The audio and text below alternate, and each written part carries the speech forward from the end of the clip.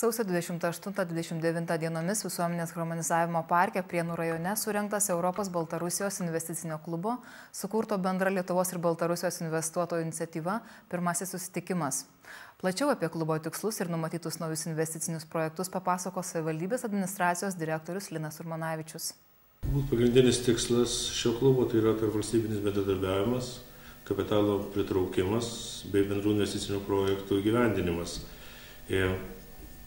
Sakykime, šiaip buvo ieškoma iš tikrųjų naujų bendradarbiavimo formų ir viena iš tokių tai yra kitoje aplinkoje, turbūt ne taip varžomoje, pabandysiu rasti tuos sąlyčio taškus bendradarbiavime, ieškant tuo pačiu naujų formų. Manau, kad pirmasis susitikimas iš tikrųjų praėjo tikrai labai dalykiškai ir tiek verslo atstovai, tiek, sakykime, viešojo sektoriaus atstovai, dalyvavo ir Gardino meras su delegacija, rado tuos bendrus sąlyčio taškus ir vienoje pusėje ir kitoje pusėje iš tikrųjų verslo yra tikrai, turi savus interesus ir dėl bendrų projektų gyvendinimo ir dėl savo verslo plėtros vienoje ir kitoje šalyje. Sakykite, galbūt yra planuojamas Druskininkų ir Baltarusijos bendradarbiavimas? Ar yra numatyti nauji investiciniai projektai? Bendradarbiavimas iš tikrųjų tarp Druskininkų ir Baltarusijos vyksta ir dabar. Turime ir pas save Baltarusijos sanatoriją.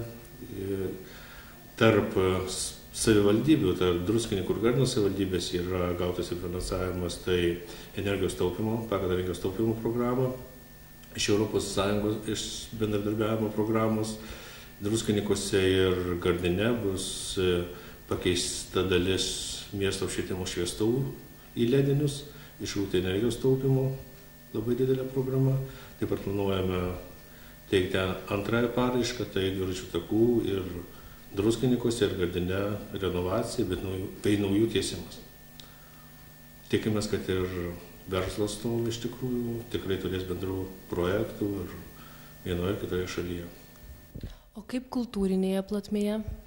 Kultūrinėje platmėje iš tikrųjų tikrai vyksta bendradarbiavimas labai glaudus ir jau ne vienus metus yra pasirašytas sutartys kaip ir tarp meno mokyklų, taip ir kultūros centrų.